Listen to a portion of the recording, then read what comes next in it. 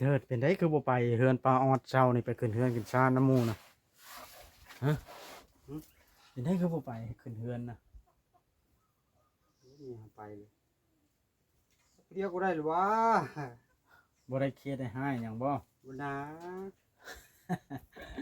ไปอยู่ซั่นน่ะแล้วว่าน่าเป็นได้ขึ้นเฮือนแล้วบ่เห็นเจ้าผู้เดียวนี่เมียก็ไป เดินแต่เฮาเดินแต่เขาเกลียดให้ เครียดให้ไผ เฮาแล้วเนาะมีเฮามันรอมันนั่น เครียดให้เจ้าบ่ได้ดอกเครียดให้เจ้าเรื่องไหนเหมือนแนวเนาะ บ่ฟังความ จาก ระ แน ยะ ว มันเอาเหมือนบอกเลยเฮาก็ได้ อืม บอกดีเหมือนบอก บอกให้ก็ไม่บอกล่ะเพราะมันเลยบ่จักแนวเฮ็ด คันเอาการทหารอะไรจะเพิ่นเว้าอยู่ในบัด อยู่ไสก็ได้ เนาะ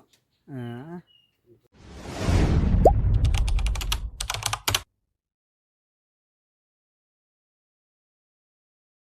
อ้าวพี่น้องเอ้ยโดยเปิดภาพขึ้นก็ได้ขึ้นเฮือนป้าออดมานี่พี่น้องเอ้ย พอดีข้าวเวียกก็เลยมาสวายจักหน่อยพี่น้องเอ้ยมาไปพอดีขึ้นเรียบร้อยแล้วจักหน่อยจังสิไปยินดีผูกแขนย้อนหลังนำป้าออดพี่น้องเอ้ยไปเบิ่งแล้วเพิ่นขึ้นเรียบร้อยจักหน่อยสิไปหาเพิ่นบุกมาหาไอ้เทิดชาวใบก็บ่เห็นพี่น้องเอ้ยจักไปทางใดบาทนี่แต่ว่ารถถีบก็ยังเอ้าไผก็หากระดังหญ้าไม้ก็ตัดมาว่าจะซื้อข้าวเข้ามาให้พี่น้องเลยแล้วพัดมาขึ้นเฮือนป้าออดบอกก็เลยบ่ได้ซื้อมาเพราะว่าคิดว่าข้าวยังอยู่แล้วหั้นนะยังหลายอยู่นี่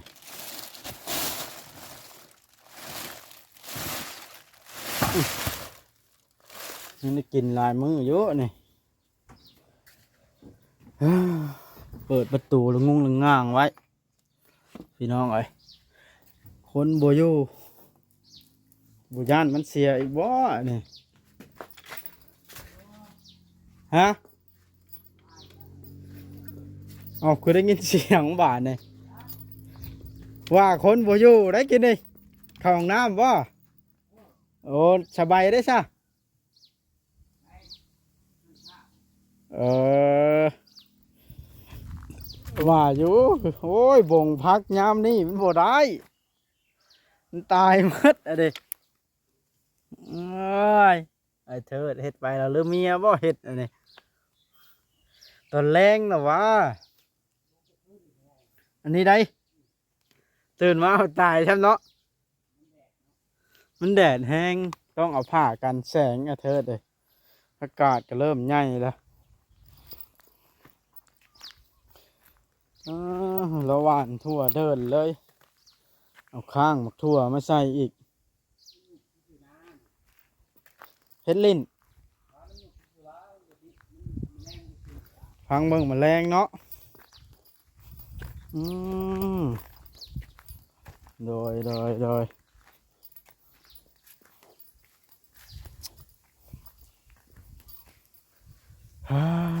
เถิดว่าเราบ่อยู่แล้วว่าไปว่ามาเพิ่นอยู่นั่นเพิ่นสิเฮ็ดปีศาจอันนี้แห้วหนูหรือแห้วกระต่ายอันนี้ลวดแบบนี้นี่แหละพี่น้องเอ้ยนะมาคุยกันก่อนจักหน่อยมานี่ขึ้นบ้านป้าออดผิดขึ้นบ้านป้าออดเฮากะหากะมาฮอดพอดีว่าพาเมียไปอันเบิ่งไปรถคันนั้นพี่น้องไอ้ที่เฮาแก่ลากไปแปลงตอนนั้นรถซาเล้งเมียนะเลยมาสายไปเอารถคันนั้นแหละให้เพิ่นคว้านอหยังเครื่องในไหม้ให้นะพี่น้องไว้ขี่ไปเกี่ยวข้าวเกี่ยวน้ำขี่ไปพายเครื่องเสื้อผ้าแล้วแหละพอดีเบิดคว้านพอดีเบิดอัน4,800นั่นก็ได้ภูมิใจอยู่มีแต่แนวจ่ายขึ้นมาคำมาโอ้พี่น้องเลย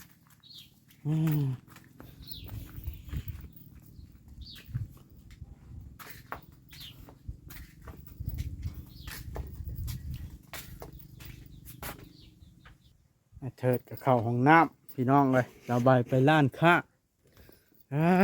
พี่น้องเลยเอาสิมาถามไอ้เถิดก่อนเป็นอันใดคือบ่ไปขึ้นเฮือนขึ้นชานบ้านป้าออดมาเนี่ยมื้อนี้พักลาวก็ได้แบกเข้ามาแน่เนาะไอ้เถิดเจ้าสิเฮ็ดหยังกับสังกะสีเก่าไอ้เถิด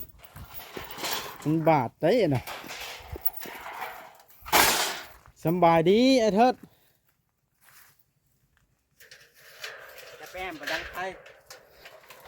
ก็พี่น้องมาถามไอ้เทิดเหตุผลแล้วเป็นอย่างคือบ่ไปบ้านป้าออดมาเลยถ้าชาวสบายเพิ่นไปซื้ออย่างร้านค้านะ ไม่หรอก โอ้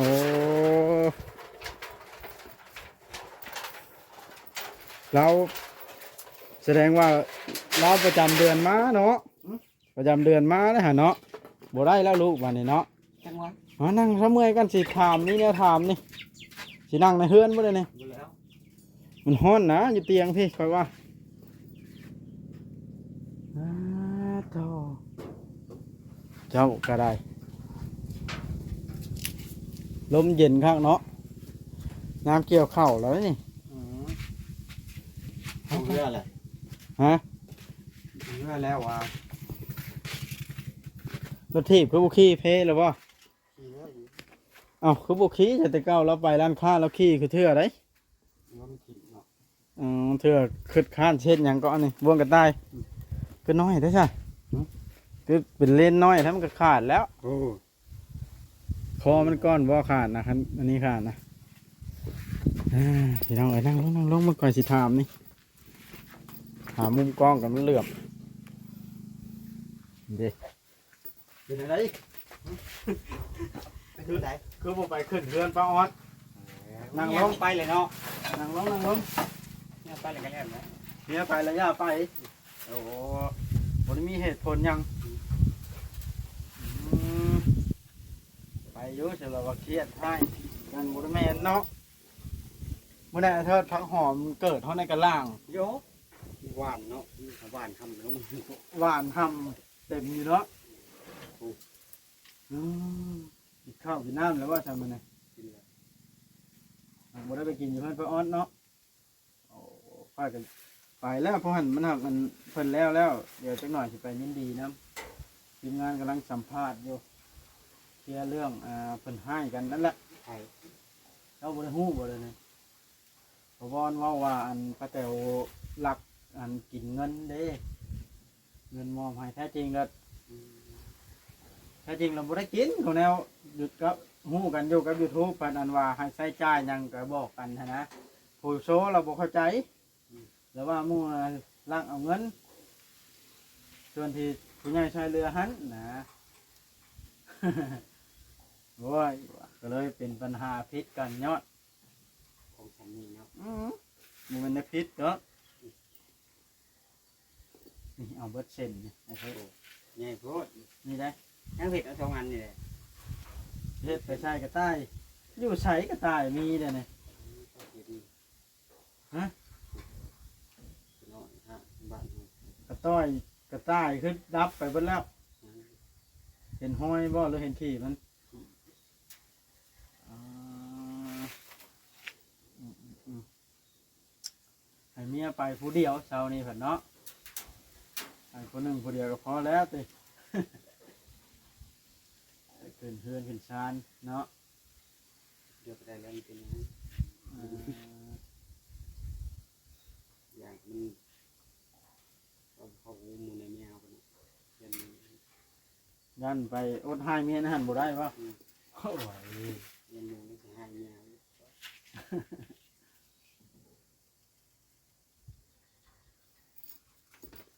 ต้องเอา3 เส้นพอยเคยเฮ็ดอยู่แต่ข้าวตะกี้ยังน้อยแต่ข้าวกระต่ายยังอันนี้ ลายอยู่มือก็ได้ ทุกคนนี่ก็ยังมีอยู่เกิดในใจว่านะ เห็นลิ้นเลย ดูยากแล้วล่ากระต่ายอันนั้นมันมี แต่พวกอะไรเนาะ ฮะ แต่พวกกระโหลกก้านมัน โอ้ยคันใช้บ่วงกลางคืนแล้วเลาะก้านมันก็ไปเต็มมันยะแหล้วเนาะแล้วว่าเฮาเพียดไว้วางอื่นให้มันป้องทางเดียวมันก็ไปทางเดียวได้ตายเนาะ เหม็นบ่ เอาแนวมันเฮ เอาเพจจงทางไว้เป็นทางเดียวอะนะเอากลางสลาม ทางเมียงเนาะทางเดียวทางไปจะดีมากกว่าทางมือนี่มันให้กระเต็กมันหลัก โอ้ยกระต่ายถ้ามึงบดดับแล้วมันปื้อขึ้นยังนี่ ผู้เอาสลัดคนยิง คนก้านแล้ว เห็นเลยยิงโลดนะครับไร เดี๋ยวนี้ก็ตายนะ เนี่ย มันก็บ่ถือแล้วมันไก่ ถึกกระยายิงโลดนะเห็นได้จ้ามันตื่นเช้ปืนแล้วมันหนุกเพิ่นว่าเป็นหลักโลด เอาจังเลย ลายเป็นลายบ่ แม่นบ่ยิงโลดมันก็ซำไล่มันแล้วน่ะเนาะซำจวาดมันไปแล้วน่ะ มันไปอยู่แล้วมันก็ได้ครับ การตายนะเบิ่งสิจับจอย เดียว คอยบิดบ่นี่จับไว้คอยบิดแป๊บเดียวเท่านั้น บ่วิทเขาอันนี้ บิดเข้าออกหรือวะตัวนี้นั่นบิดเข้าที่นั่นบิดออกเจ้าคือว่าคุณเคยเบิ่งสังเกตกันที่บิดออกทางนี้ เบิ่งมันทันตัวนี้เลย โอ้มันอันนั้นกอกันเนาะ มันคนละทรายนะตอนแรก มันเลยบอกเจ้าบอกเบิร์ดนี่กับเบิร์ดนี่แหละมันจึงพอดีสี่สาย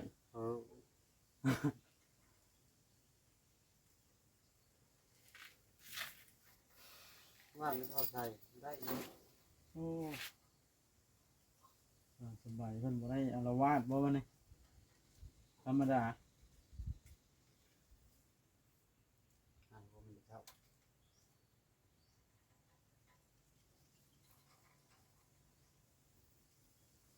เข้าหรือว่า กินข้าวแล้วเว้าอีกแล้ว มันไปเลยเรื่องลูกมือตามันหรือว่าเอาลูกมันบ้า เว้าเรื่องลูกอ้าวลูกคนใดอีกแล้ว คนที่ตายไปแล้วนี่ เรียกถั่วเราเรียนไล่ เกิดมือแล้วเว้าแล้วนะเนาะเป็นแล้วแบบน่ะ จะลืม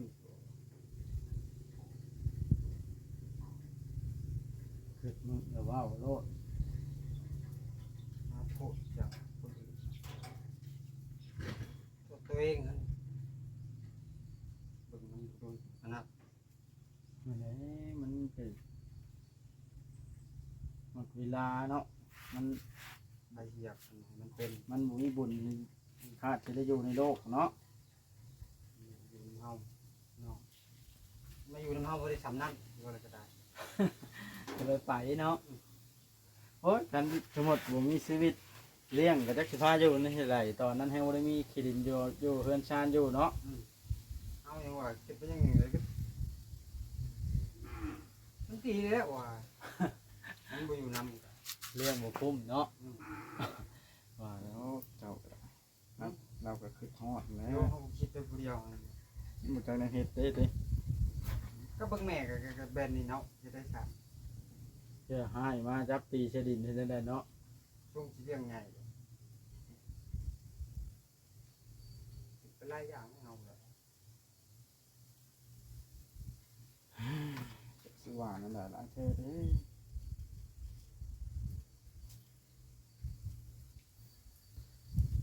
เราคือชุ่มยามใดเราคือฮอดแบบว่านี่นะเว้าฮอดเพิ่นมาหาแม่นเว้าฮอดเจ้ากลุ่มเมียมาหาแม่นแล้วสิเว้า แม่นแนวเว้าก็จะเนาะเคยเงึดเด้ว่านี่ก็ได้กลุ่มยังเมียหมู่นั่นติเอาไปในนั้นก็เนาะ แล้วสิเว้าพี่น้องเอ้ย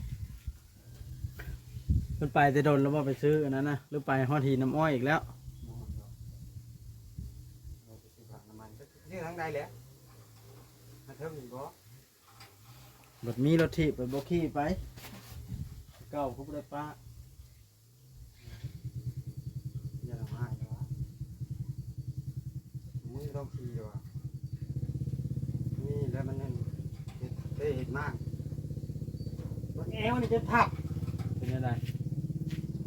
นี่ทัดจะแง่มเลยตีนคน ป้าเลข8อันนี้พวกบิ๊กเบิร์ดทิพย์อันนี้โห เมื่อเจ้าไปเห็นได้ จะจูงไปบ่ได้นะ บิดชำเล็กแปดเลย โอ้จูงมาขี้งอได้เอาอ่ะเอากลับขึ้นเมื่อยไปฝากไว้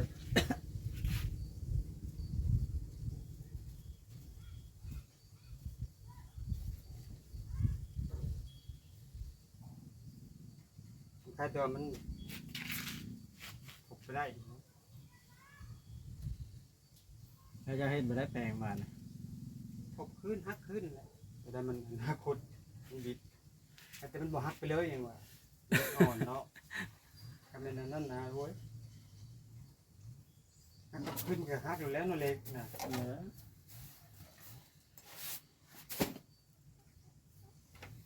นี่โกจากในเห็ดเลยเดิ ได้แต่เงิน ฮะ เอาลูกของเหวี่ยงยังไงได้ดิเฮ้ยไว้มันให้ขักแล้ว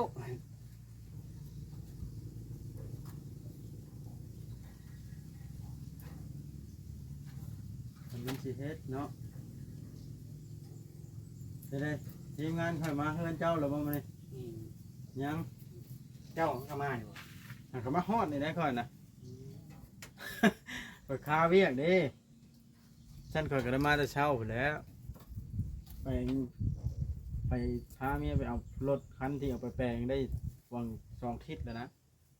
ติดปลาย2 ทิศเขาหากระแปลงแล้วเขาก็โทรมาให้ไปเอา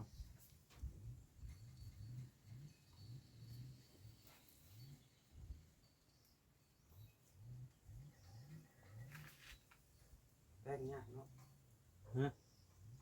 มาแต่นอกมืออะไรเวียง มันอันนั้นมันเครื่องมันหลวมเด้รถซื้อ10 ปีเลยอันนั้นเบิด4,800 บาทหนึ่งเนี่ยเนาะ ฮะ เปลี่ยนบาทหนึ่ง เปลี่ยนออกเบิดแถวข้างในมันนะ ของไทย ของไทยไม่ไปกันนะบัด ขันเอาออกเบิดทางในสมันใหม่แล้ว ก็ขี่ง่ายยิ่งกว่า ขันว่าออกเบิดกับเก่าแล้ว บุได้ควันได้อย่างแล้วบาด โอ้เผื่อมันเปลี่ยนก็ได้ลมกันโยนไปได้กลัวรถจีนมันประทับมันดอก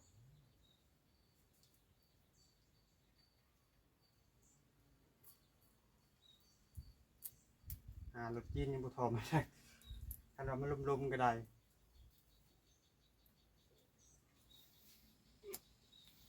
10 คันเลยอะไอ้ที่แข่งท่อมันเนาะ มันก็พอซื้อแล้วมันสมราคามันแล้วมัน มั เนาะ นขี่มันก็นิ่มกว่ากันได้เพราะน่ะฮะแค่ชื่อรถอันนั้น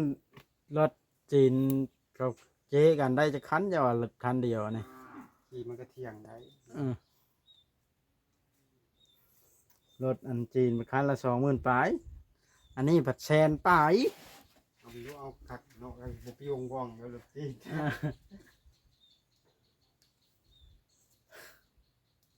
ราคาดาวได้ฮะกันราคาสดกับบ่แพงกว่านั้นดอกมันก็ได้ ไอ้ที่ชดนี่ได้2คันเนาะ ฮะ ไอ้ที่ชดนี่ซื้อได้2คันเนาะ บ่ได้ดอกมัน90,000ปลายได้ซื้อสดก็ได้ บ่ ซื้อในห้างค้า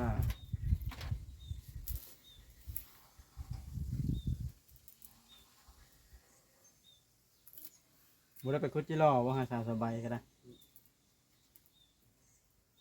เนื้อมันได้เงินบ่ไปดาวเนาะเพื่อมื้อบ่ยังไปนะ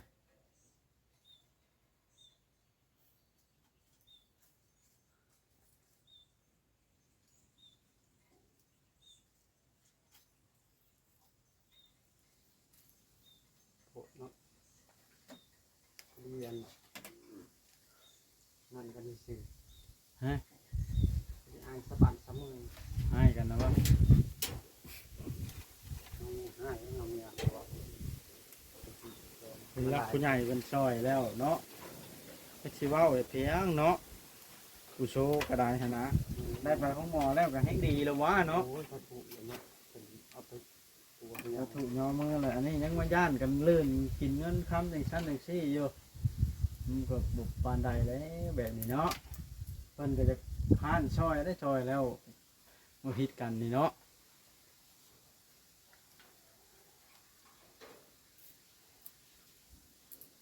ช่วยก็รู้สึกผิดอีกแล้วว่าอ้าว จะว่านะ เอ้ามันขึ้นอย่างหนึ่งว่าอีกแล้วคันช่วยเขาขาบางทีกระดกสบาย แม่นความเจ้าอีกนี่นั่นก็ได้เนาะอืม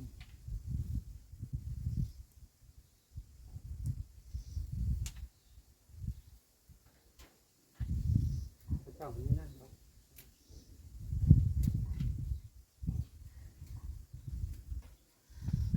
พี่น้อยอ่ะคลิปนี้ เราก็ยังเนาะ ฮะ ไอ้เงินเฮานี่ไม่เอามาเงินเสียอยู่ในหันมัน แม่นหยัง